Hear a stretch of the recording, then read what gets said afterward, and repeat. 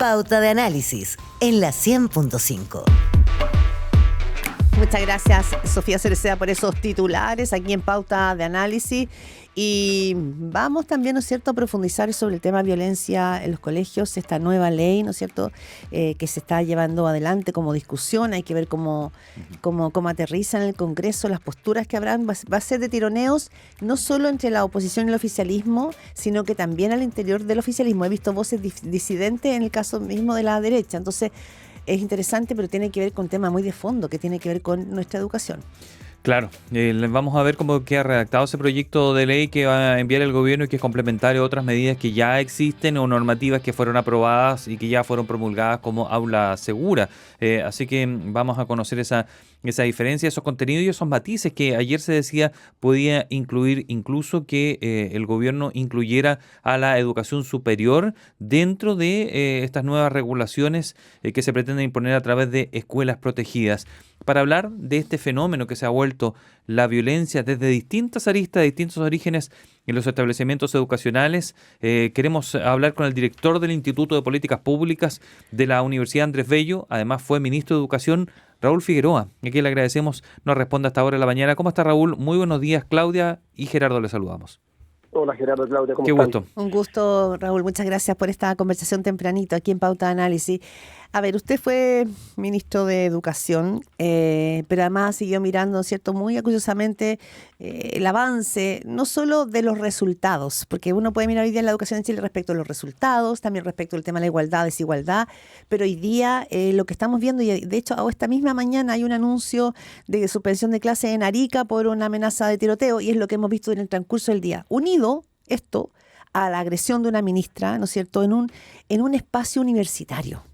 Entonces, no sé cómo usted está mirando, así como en el análisis más amplio, ya vamos bajando a la ley, pero esta explosión, digamos, ¿no es cierto?, de una violencia que hace rato que viene marcando al alza. ¿Qué cree usted que está pasando allí?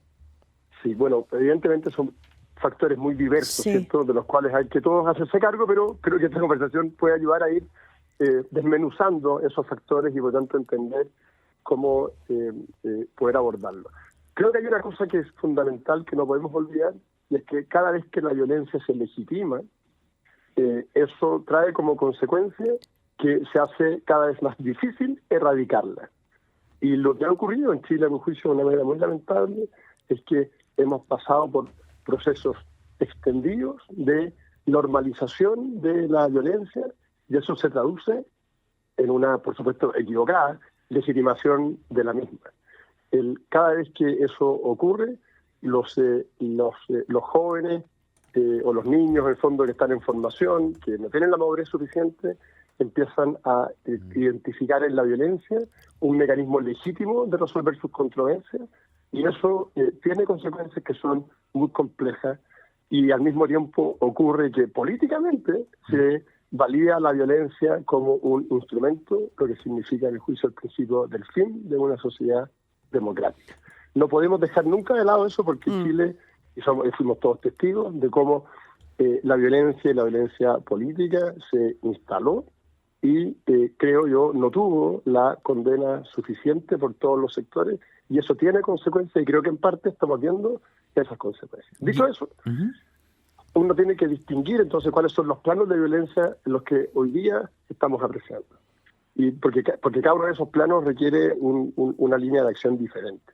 Tenemos, de nuevo, todo esto es muy lamentable, ¿cierto?, pero hay un eje de violencia que es un eje de violencia política. Lo que vimos, la agresión gravísima que sufrió la ministra de Ciencia, es una manifestación de violencia política. Lo que busca ahí un grupo es imponer sus términos por la violencia, deslegitimar a quienes democráticamente han llegado al poder, eliminar cualquier espacio de debate.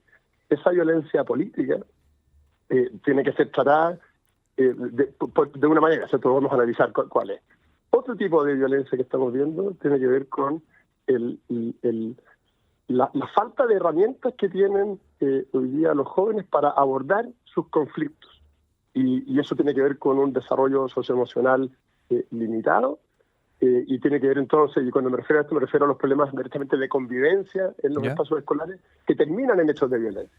Y eso es en parte importante porque esos jóvenes ven en la violencia un mecanismo lamentablemente para ellos legítimo, y no solo eso, sino que ven en la violencia el único mecanismo para resolver conflictos, porque carecen de otras herramientas que por supuesto tenemos que entregarles. Raúl, perdón. Muy cortito, es lo que estamos viendo en estos casos ya distintos, muy graves también, como lo que ocurrió en Calama, donde hubo un asesinato, donde estas amenazas de tiroteos que tienen que ver con cuestiones muchas veces vinculadas a lo mismo, a la legitimación de la violencia, a la falta de herramientas, pero también a un fenómeno de falta de pertenencia a las comunidades y de pretender por esta vía como hacerse notar, digamos, en personas que se han ido excluyendo de ciertas comunidades y que forman parte de unas comunidades más virtuales donde la violencia tiene un eje transversal. Cada uno de esos elementos tiene que tratarse de manera distinta. Usted mencionó un elemento que me quedó dando vuelta, una cosa, que habían algunos por cuestiones socioemocionales, decía, y formativos, veían solo en la violencia la forma de expresión. Es decir, esas personas no van a entender con una regla ni con una invitación al diálogo, a debatir o a aceptar perder en una votación democrática. Entonces, ¿qué queda ahí? La sanción nomás. Claro, lo que pasa es que es distinto, porque cuando uno ve esa violencia política, yo solo lo pongo en el saco del desarrollo socioemocional. Esas personas están perfectamente claras en sus sensaciones y lo que buscan es, a través de la violencia política, generar cambios. Y eso lo que requiere eso tiene que frenarse en seco. Y por tanto, lo que vimos, por ejemplo, en el caso de la Universidad Austral, es que no basta la condena verbal del mundo político. Acá se requiere castigo, porque lo que cometieron ellos son delitos, ¿no? Y por tanto, y si no somos capaces como sociedad de decir con total claridad que el que incurre en un acto de esa característica debe ser castigado, debe ser sancionado. ¿Y existen esos castigos disponibles? Eso no va a cambiar. ¿O hay que agregar, o hay que hacerlo? Porque ahora a lo mejor no está la herramienta. Usted fue ministro hasta el 2022, entonces... ¿no? Cuando se agrede a un ministro de Estado, eso es un delito. Lo que pasa es que recuerden que por mucho tiempo se trató de instalar de que cualquiera... Recuerden de lo que pasaba con la agresión a Carabineros. Sí, pero las penas son mínimas. Si usted, es más, en este caso, escuchaba ayer de la ministra Lincolao, lo más probable es que nadie pague con cárcel, a lo más una multa, y el peor caso, la multa son 700.000, pero lo más probable, como hay irreprochable conducta anterior, sea una multa de 50.000 pesos. Eso es lo que se va a pasar. Uno podrá ver, yo aquí más que quedarse en cuál es si está bien o mal puesta en el tipo penal la sanción. A mí me parece más grave de que esos procesos no terminen. Yo prefiero 1000 veces que lo sancionen con una multa de 70.000 pesos, pero que haya un proceso y que haya un castigo y haya una sanción, a que simplemente no se haga nada, que es lo que tiende a ocurrir. Porque cuando no se hace nada, cuando no se persigue penalmente, lo que están diciendo es que no es relevante. Sí. Hablamos esta mañana con Raúl Figueroa, director del Instituto de Políticas Públicas de la Universidad Andrés Bello y exministro de Educación. Estos días cuando tenemos, ¿no es cierto?, cuando la discusión se hace sobrecaliente, o sea, se hace con conmoción por el asesinato de una inspectora, por la agresión de una ministra, por la cantidad de colegios que hemos visto estos días y de jóvenes que llegan con armas, con cuchillos, o sea, hemos visto una seguidilla de casos. Podríamos hacer un listado largo solo de esta semana. Claro, cuando se hace con el fragor de esa discusión, las declaraciones o las medidas van a ser cada vez más rimbombantes, pero si lo miramos como políticas públicas y en un largo plazo, las sociedades, ¿qué sería? ¿Llevar presos a jóvenes estudiantes por casos de violencia? ¿Existe esa posibilidad? Cuando hablamos de penas altas, ¿de qué estamos hablando? ¿Qué pasa en otros países porque esto no está pasando en Chile? Esto pasa en Estados Unidos también. Digo, hay un fenómeno de violencia que excede probablemente hoy día la discusión solamente normativa o solo de las leyes. Entonces digo, ¿en qué momento estamos? ¿Y serán las penas del infierno lo que podría aquí cambiar las cosas? Yo estoy de acuerdo contigo, Claudia. Por eso que hay que separar los planos. Por eso no quiero ser más claro en esto, pero creo que hay que separar radicalmente lo que ocurrió en Valdivia, donde son adultos que están usando la violencia para hacer política, y por tanto eso sí requiere todo el peso del derecho penal, digamos, eso no puede permitirse, porque existen herramientas que y existen en el fondo tipos penales que te permiten identificarlo. Eso yo no lo meto para nada en el saco de la espiral de violencia, de lo socioemocional, de los... No, esas personas están usando la violencia para hacer política, y eso es muy grave desde el punto de vista de una sociedad democrática, ¿cierto? Eso es una cosa, aparte. En los colegios es una cuestión distinta. Ciertamente, lo primero es que no se le puede exigir a los colegios que resuelvan todos los problemas de la violencia en Chile. Lo que ocurre en los colegios es que en los colegios se manifiesta la violencia que esos mismos jóvenes están viviendo fuera de la escuela. Y por tanto pretender que sea en la escuela y que sea el director del colegio el que resuelva ese problema es un exceso, ¿no? Es un exceso. Y lo que tenemos que hacer entonces es identificar cómo podemos trabajar en la escuela para que esta espiral de violencia, que ahí es donde yo me refiero a este punto de que son jóvenes que están en formación y que por diversas razones, todas muy complejas, han dejado han perdido herramientas para resolver sus conflictos y ven en la violencia la única herramienta para resolver sus conflictos.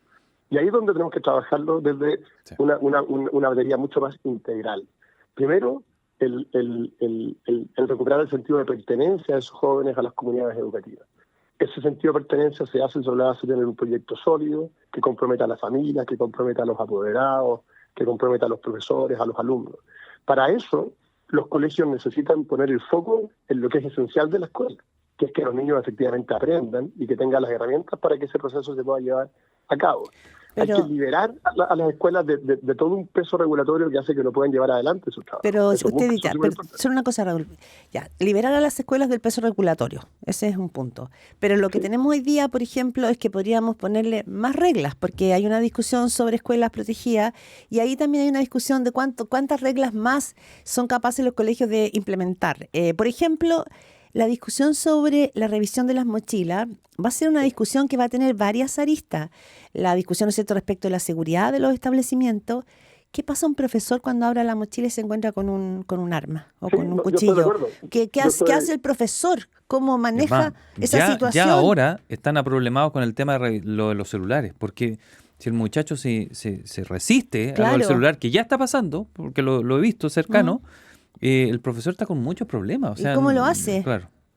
Estoy totalmente de acuerdo. Yo creo que hay que separar los planos. Ya hay colegios que tienen estos detectores de metales o han pasado por estos procesos. Eso en algunos casos genera mayor tranquilidad en las comunidades. Yo soy de la opinión de que no hay que, si un colegio lo quiere hacer, no hay que prohibírselo, ¿cierto? Y hubo todo un debate, ¿se acuerdan el año pasado? Si se podía o no se podía. Eso está despejado, lo pueden hacer, está bien, ¿cierto? Pero esa está lejos de ser la solución a todos los problemas. Y yo creo que nadie lo presenta como la solución.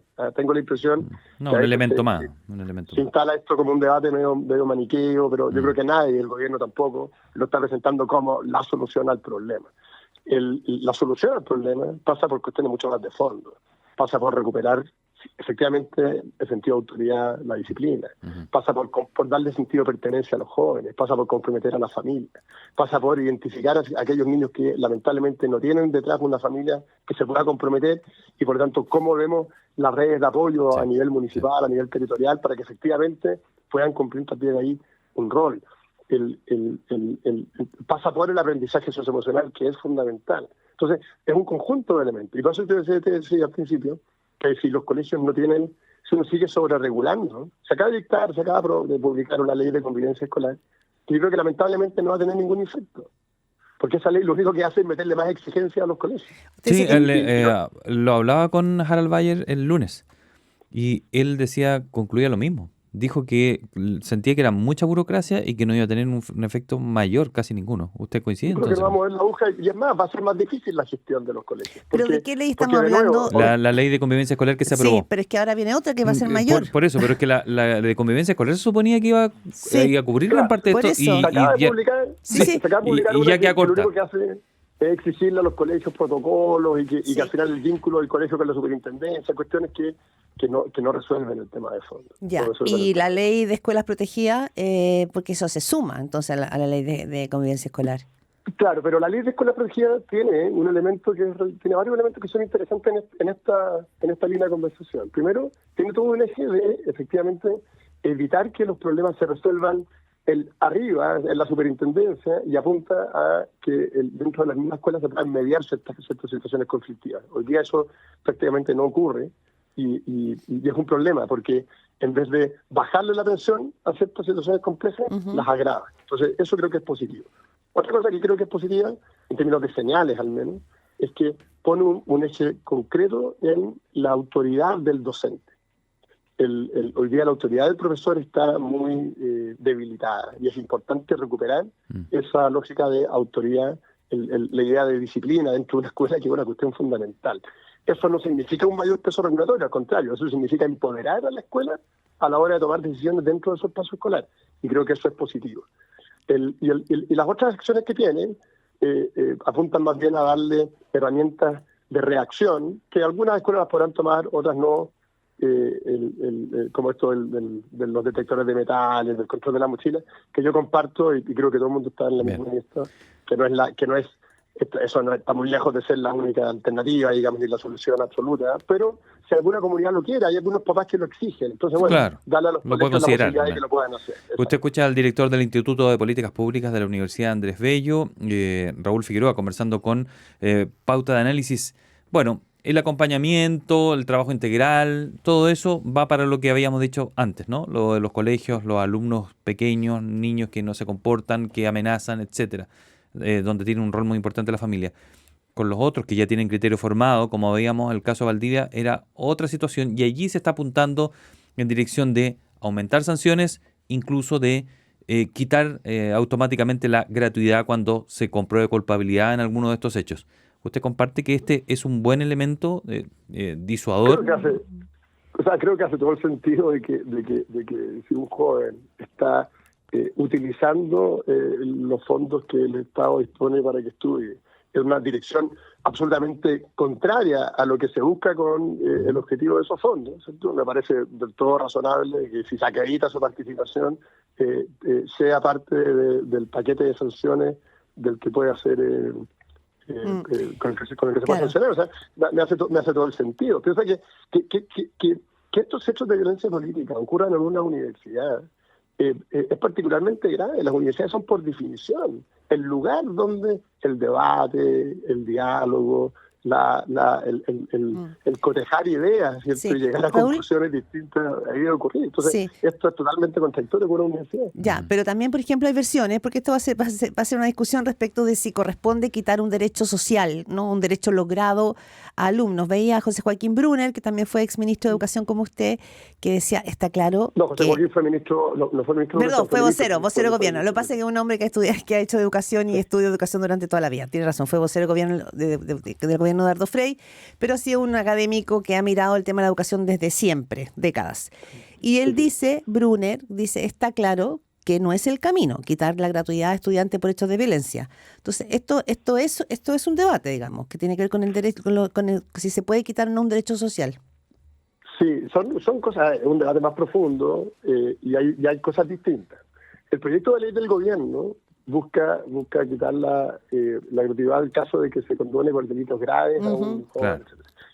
Entonces no es que estés quitando un derecho social, no estás eliminando la gratuidad del paquete de oferta no, exclusivamente a él, ¿no? De que estás quitando un beneficio a una persona que tiene que cumplir requisitos para poder obtenerlo. Las personas, para poder obtener ciertos beneficios sociales, tienen que cumplir con ciertos requisitos. Lo que está haciendo acá es ponerle un requisito adicional que hace bastante sentido, que es que si usted quiere estudiar gratuitamente, no tiene que agredir ni cometer delitos en contra de las personas que participan en la comunidad de su universidad. A mí me parece una cuestión que no le está quitando ningún derecho social, es una sanción.